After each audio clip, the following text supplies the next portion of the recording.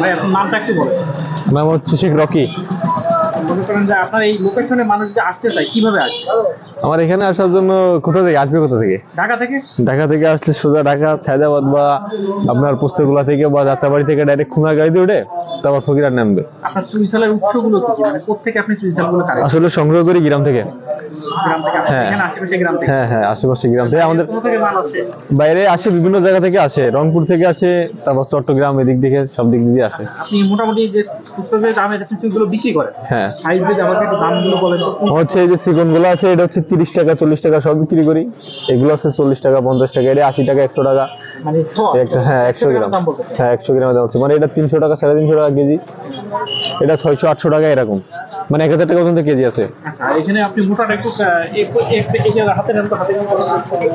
এটা হচ্ছে 600 টাকা কেজি ভাই, এটা হচ্ছে কেজি ধরে নিলে 600 টাকা।